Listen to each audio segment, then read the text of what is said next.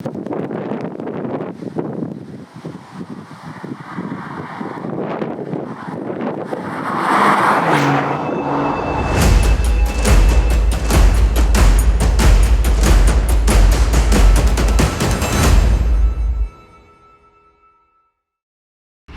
everyone, today I am back in a BMW, an M235i. I've had one of these on the channel before, but this one is a little bit different. And I do really mean that. It is only a little bit different, but hopefully they're differences which are going to make this car, well, basically what it really should be. For a very long time, BMW's tagline was the ultimate driving machine, but between you and me, I never actually really believed that, at least after I drove other cars. Anyway, not that I've got anything against a BMW, and certainly compared to their rivals, they were usually the best to drive, but they've seldom been that brilliant.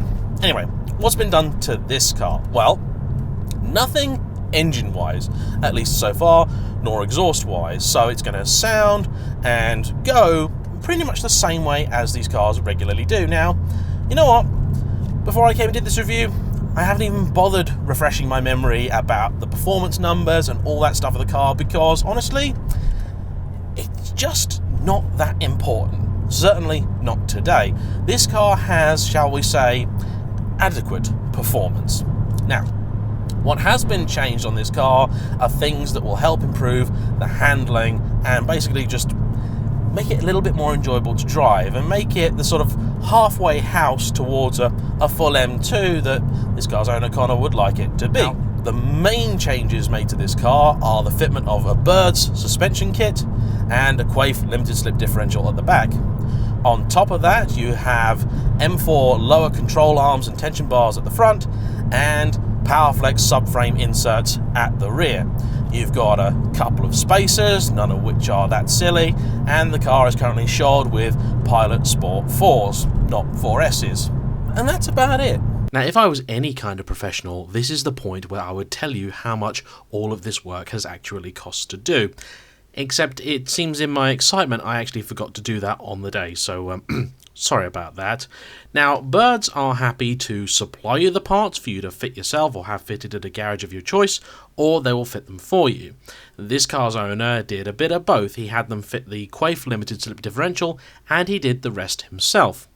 The total cost for all of the parts came to around about £3,000, and that includes the Birds kit plus the little extras, the arms and so on. And so if you wanted to do this to your car, you'd be looking at spending anywhere between about £3,000 to £4,000 depending on how far you wanted to go with the car. This doesn't include the purely cosmetic upgrades that have been performed. All in, this car is still a clear £10,000 cheaper than an equivalently specified M2. So pretty good value. And we're just bimbling along getting the car warmed up, and first impressions are very good indeed. The ride is not too firm. You've got just enough sensation of what the road is doing. You can kind of feel the bumps and lumps in the road, but you're not disturbed by them. And that off-centre turn-in is really quite wonderful. That's something I really do like in cars, is a nice off-centre response. I mean, it's maybe one of the reasons I was so in love with the Giulia Quadrifoglio, because that car is a little bit bonkers in terms of turn-in thanks to its nutty fast rack. This gearbox responds just brilliantly. So in this car you could have the 6-speed manual or the 8-speed ZF, and they are both excellent choices.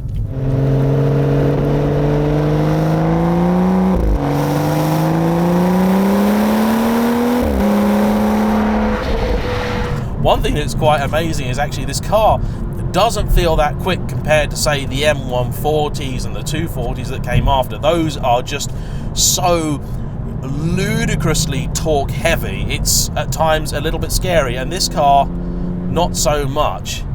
It's still quick enough though. I mean, you're picking up speed at a reasonable pace, and just going through these kind of bends, it's a really delicate car to drive actually. You see, the M2 is a bigger, heavier car, and the M2 competition even more so. Nobody really wants to sort of talk about it, but the M2 comp weighs the same as an M4. I mean, that's slightly scary, really.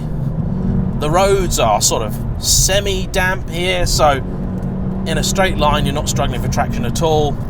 And even in these higher gears, I mean, I'm in 5th at the minute, and the car's got enough torque to pull along quite nicely. So in case you've forgotten, this car has the N55 motor, which is the twin-power, twin-scroll unit. Not to be confused with the earlier N54, which was an actual twin-turbo unit. There's an important difference there. And this is generally regarded as a pretty solid lump.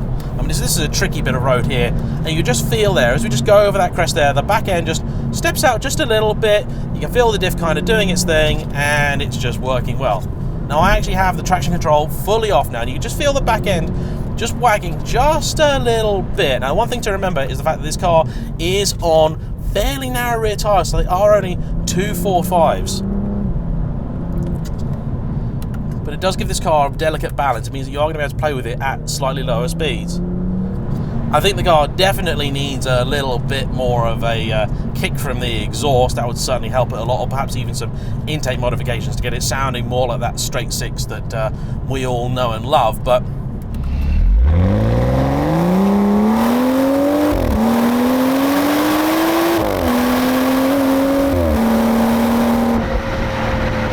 you can put the power down easily. It's not a scary thing to do it in at all. Very drama free. Now, to get that quaife differential really working, you do have to have the traction control fully off. Otherwise, even in its sort of dynamic mode, it will try and kick in a little bit. And actually, normally when I'm testing cars, I will leave traction at least in half on mode, simply because I don't claim to be any description of driving God, and more importantly, I don't want to put somebody's car in a hedge out of, you know, pride and saying, well, I'm such a man that I don't need traction control. Like, well, I've driven enough of these cars to know that they can, if they want to, actually just bung you in a hedge at the nearest opportunity. One thing that's really impressive with this kit, and I was looking at the Birds kit for the 130 that I used to own and should never have sold, I'll admit that, and actually it's still comfortable.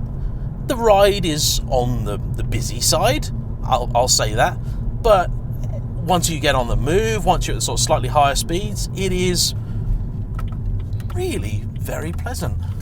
That's the thing about the 235, is it's such a mature car in so many ways. It's not slow, it's a touch drama free, and that's not a bad thing. I mean, people always talk about wanting a car that's kind of lively and fun, and if you want it to be in the corners, yeah, you just feel it, because these roads are still imperfect. It just moves about a little bit. But I've had this happen in the regular car, and when they start to move, because they've not got the limited slip diff, they will just overpower a single wheel, and they'll kind of just try and spin you off, basically. And this is not scary at all. This is a very accessible car, and honestly, hand on heart, so okay, I don't like silver cars, and I actually didn't know, or I'd forgotten what colour Connor's car was. But when it pulled into the car park today, it was stunning. I mean, what he's done with it is just right. I mean, it makes me kind of sit there and go, I really want a BMW as my daily again. There you go. No problems at all. Just easy. Power down, drama free, gets on with it. Gearing's nice. Gearbox shifts smoothly. Beautiful. Cruises well. These can actually be fairly economical as well, because the 8th gear is so stupendously tall.